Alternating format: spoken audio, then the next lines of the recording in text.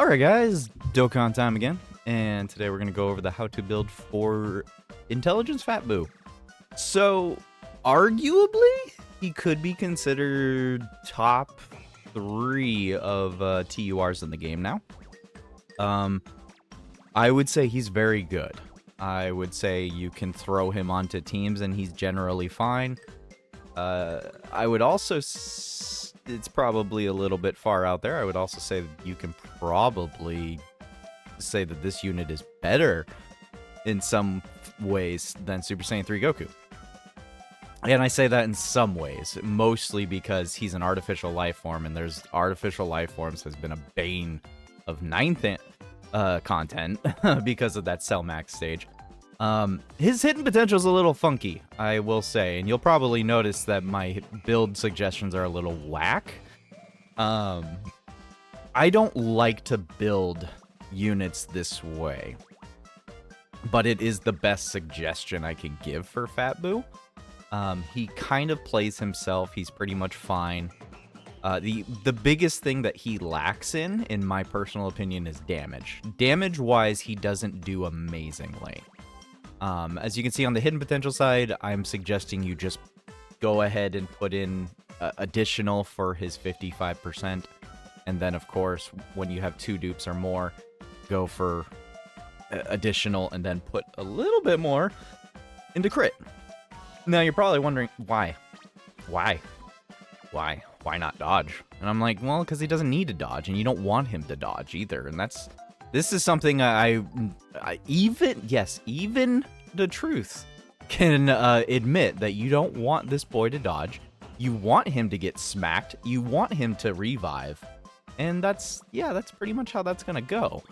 But let's go over his kit, and so I can further explain as to why you should be building him more towards additional and then putting a little healthy amount into crit. Oh. Let's go over his kit here. Before we get into his kit, though, let's look at his 200% leaders real quick.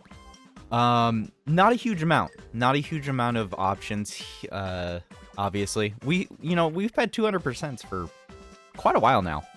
But, I always still feel like 200% are still back and forth. Like, you're rocking 170s half the time. But, I mean, 200% wise, I mean, it's not too bad. Zamasu, not a bad choice. Zamasu falls off on his damage reduction, so you could potentially float him off. Trade places with BUU, throw BUU into slot 1. Hirudegarn is a dodge or die unit. He's technically a slot 1 unit. He's a dodge tank. So, I mean, a double Hirudegarn with a BUU on the team, I'm not really sure why you would put Hirudegarn not in slot 1, but I guess it could be an option. It'd just be a very fierce rotation, but not really any links would be active with Hirudegarn. 21, of course, fantastic option. I love getting options for my Android 21. So, I mean, this is good news for me. That's probably the team I'm going to probably use a lot with Majin BUU. And then there's Majin Vegeta down there all by his lonesome. I don't think anybody's really going to use him as a leader, but it is an option, as he is also a Majin Buu Saga leader. And then, of course, there's Goku, the other 2 Gokus, and then there's Sword of Hope Trunks. I don't think anyone's going to use Fat BUU with Sword of Hope Trunks. I don't know. You can make a wonky team with that. But anyways, so let's go into here. He is a Majin Buu Saga Sworn Enemies and Storied Figures. Key +3 170 leader. Not bad set there. Sworn Enemies has not gotten another potential leader, or even a 200% potential leader, since LR Full Power Frieza? Yeah, I think since LR Full Power Frieza, we have not gotten a Sworn Enemies leader. So that's very good. I'm happy about that. Majin Buu Saga now has several 200%-esque leaders. But as an extreme unit, he does definitely have a purpose. So, storied figures, I don't think you're really going to place too much from storied figures onto here, other than BUU himself and other Majins. I mean, you're not going to throw Bardock onto his team by any means. I mean, you could. I just don't see why you would. And then Worldwide Chaos and Resurrected Warriors is the 200%. Obviously, it's focused more towards very much villain-esque for his 200% lead. It doesn't necessarily mean they are all. I mean, Resurrected Warriors, technically, Tech Gohan, Ultimate Gohan is on this 200%. So, I mean, there's a few that will hit that marker. He does stack defense. He stacks defense, which is part of the reason why he's a full additional kind of build. That's primarily the reason for the additional. Not to mention, once you get, like, I'll be real, you get 5 or 6 stacks of his stacking defense, he's pretty much solid. He's pretty much good. Which that means usually by turn 5, he's pretty much invincible. So the annoying thing I will say about him before we get really into his kit is that he has a revive that really changes how well he performs. And I would honestly say it's impossible to revive with BUU after turn 5 or turn 7. If he gets past turn 5 or 7 and he doesn't die, he's not going to die at all. So it's not like you need him to revive at that point. It's just that you lose out on some parts of the revive that would give him that ability. But he does greatly raise attack on Super as well. It's just for 1 turn, though. It's not stacking.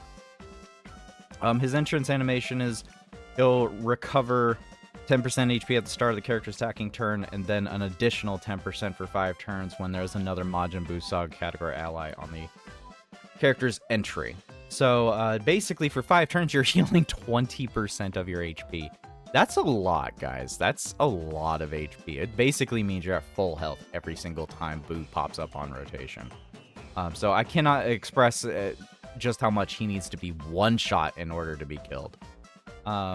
Key plus 2 attack and defense 150, plus an additional 150 when performing super. If you didn't notice this if you just watched a Super Saiyan 3 how to build, they're built virtually the same with some differences. Launches an additional attack that has a 70% chance of a super, and then he guards all attacks when HP is 50% or more. So he's guarding pretty much at all points of time. I don't think there's going to be a single point in a fight where he just doesn't have guard, just because of how much he heals. Even without his intro, he still will heal quite a bit. Because he recovers 10% HP at the end of the turn if HP is 30% or less. And oh no he recovers 10% HP at the end of the turn no matter what, and then he recovers an additional 10% HP if your HP is 30% or less at the end of the turn. So he recovers at the beginning and at the end of the turns. He could recover literally half your freaking health bar on a regular. That's ridiculous. Now, he does have revive with full HP recovered once he's KO'd. He survives KOs up to once within a turn. So, on the off chance that you could get KO'd, this is the other thing that's really a pain in the butt. Because he survives KOs, that means he has to get hit with enough damage to just almost destroy you. Then he still has to have another additional come in at him in order to kill this. It's just so crazy. Plus an additional attack and defense 100%, guards all attacks, launches an additional super, starting in the turn in which this character or an ally's revival skill is activated, and he recovers HP with sweet treats. So he guards constantly, no HP restriction, gets a free additional and an additional attack and defense of 100%. The odds of him reviving are very slim. It's very slim. This is why his full dodge is a bad idea. I would almost go as far as to say, just like Super Saiyan 4 Full Power Goku, you shouldn't even give him the 5 dodge node. In all honesty, I'm kind of mad at myself that I actually did, because I got him, I just hit the auto button on the hidden potential. You really shouldn't even give him the 5 dodge. You really shouldn't. You really shouldn't even give him the 5 dodge, because you want him to die. You want him to resurrect. There's pretty much at no point in time that you want BUU to not get hit and get killed potentially. You want him to die. It changes the amount of damage he'll do. It changes the amount of everything. It really turns him into a better unit. So, but anyways, he does have an active skill, which is a free Ghost Usher. We love free Ghost Usher actives here. Massively raises attack temporarily. Massive raises 100%. Causes ultimate damage to the enemy and delays a single target enemy's attack for 1 turn. That's a Ghost Usher, man. He Ghost Ushers. That's crazy. And he changes all key spheres to cookies, so he basically auto heals when you active with him. Gets key plus 12, and activation conditions can be activated after the character's revival skill is activated, or starting from the 7th turn from the start of the battle. So the only thing that sucks about his Ghost Usher effect is that more than likely you're not going to get it off in short-term content. This is a long game kind of built unit, and the odds of you getting that active off while you're fighting, like, let's say, Red Zone Merge Zamasu is probably very slim to none. It's more than likely you're not going to hit the turn 7 past. More than likely. But you never know. You never know. I'm sorry. I should be playing, actually BUU's freaking, his actual freaking OSTs, you know? There we go. That's better.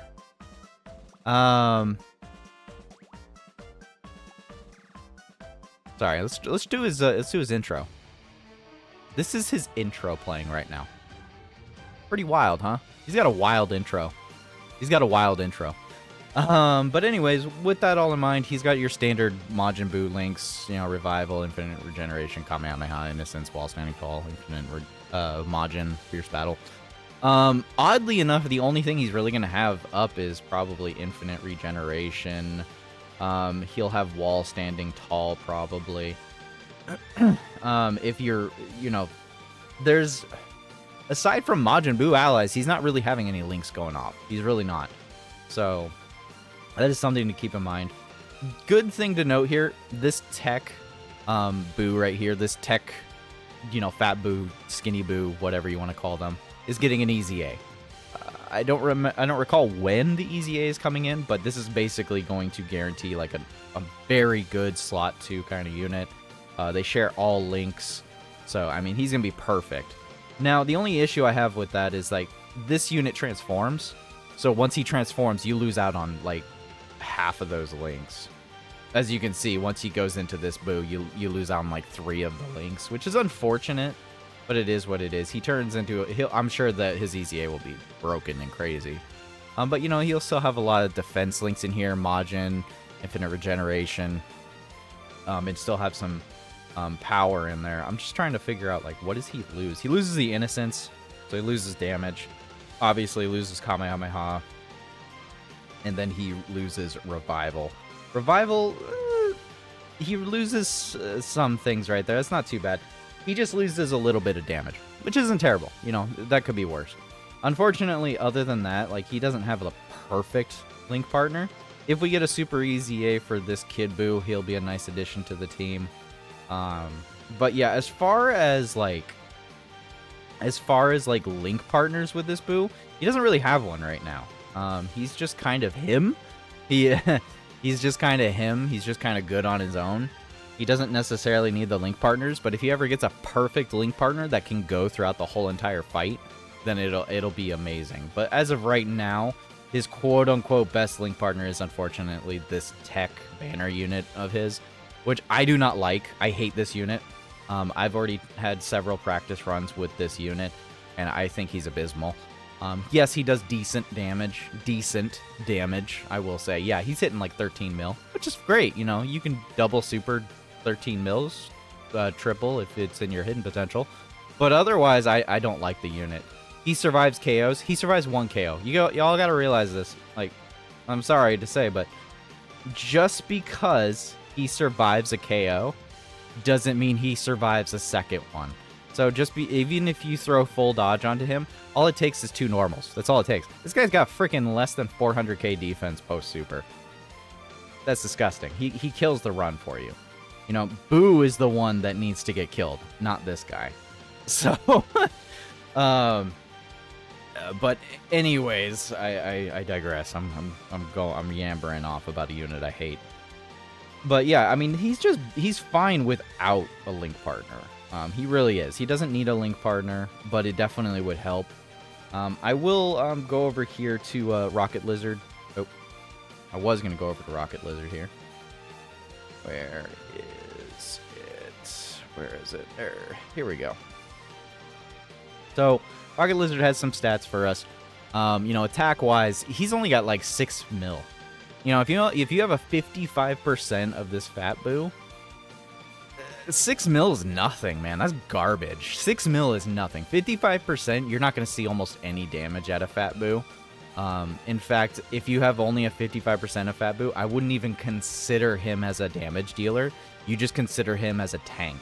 And if you're only at 55%, you're probably going to need a couple extra stacks to make up for the loss of stats. So there's that to keep in mind. He's still very good, obviously. He's definitely not he's not worse by any means. He's just not as good as his full potential. But rainbowed 100%, you know, 6 mil on first super, 7 on the second, 8 on the third. It could be much better damage. His defense, though, will rise up very quickly. You know, turn 1, if he triple supers, he's already close to 1 mil. He's at 900k. I would say your average amount of supers with BUU will be 2. 1 to 2 supers per turn. Probably average of 2 supers. Very unlikely that you'll hit 3 regularly. But probably assume at least 2. You'll probably have some bad turns, you know, that he only supers once, or you don't have enough ki because he doesn't have if you don't have, you know, another Majin with him to fill up the links. Why aren't you working? There we go. Turn 3, when he comes back around, you can see his defense, like, skyrockets there. It skyrockets above 1 million, and it just starts going up further. This is what I was saying. Like, as soon as you hit, like, 5 stacks, you're in the 1 million range. He's got guard. He's got regeneration. He's just going up and up and up and up, and he's crazy. As you can see, his attack won't change whatsoever. But on the off chance that you do get to revive, you can see his damage just goes up a good 2 to 3 million damage, which is very good. Once you hit that 10 mil, you're kind of on a normalcy. In my personal opinion, 9th anniversary has introduced us to good damage is above 10 million. Like, 10 million used to be the height, really. It used to be like a really big, like, that's a good number. But now with 9th anniversary, I really feel like it's more average for newer units to just have, like, additionals at 10 mil. I mean, for Christ's sake, freaking Intelligence Gotenks is rocking 13, 14, 15, 16 million supers and additionaling like crazy. And then, did I say Tech Gotenks? I meant INT Gotenks. Intelligence Gotenks does that. And then Tech Gotenks, I mean, he could hit a freaking 18 mil. He could hit a 20 mil on a double. You know, like, this is not a lot of damage by comparison, but at the same time, you know, if he triple quad supers, you're getting to about the same damage number. So there is that to keep in mind. You got to math out the difference there. So it is good damage still because he's additionaling a lot, so he does still do good damage. But this is also partially why crit is suggested. You don't need the dodge because you want him to revive. You want the additional because you want to keep building up your defense. And then you want the crit to be filled out because he has all of these additionals coming in here. And he could be dishing out some good damage if they turn into crits. My suggestion is a level 9 crit. If you bump it up a little bit, if you try to get to like 15 crit through equipment skill orbs, then you'll have like a 30% chance, which is good, It's decent chance. It's a decent amount. You know, you got 3 or 4 supers coming out. They're bound to at least have 2 out of 3, 2 out of 4, hopefully, on average. Math-wise, that's not true, but, you know, level 9, you're probably not going to get a lot of super. You'll probably get 1 super out of those 4. But it's still good to have some crit into him because of all the additionals he can do. So he can do some damage. He can do some damage. And it's best to try and build up on that because late game, you know, if he's revived, you're stacked up on defense. You don't even need to worry about defense anymore. He's just an impenetrable wall. And if you have some crit put into him, he's a wall with a cannon behind him. You want to have a cannon, you know, not just an impenetrable wall. He's very good. But yeah, we have what I will call the full power Super Saiyan 4 Goku thing here, where he's an intelligence unit that doesn't need dodge, and I hate it, but he's such a good unit. He's such a good unit. He really is.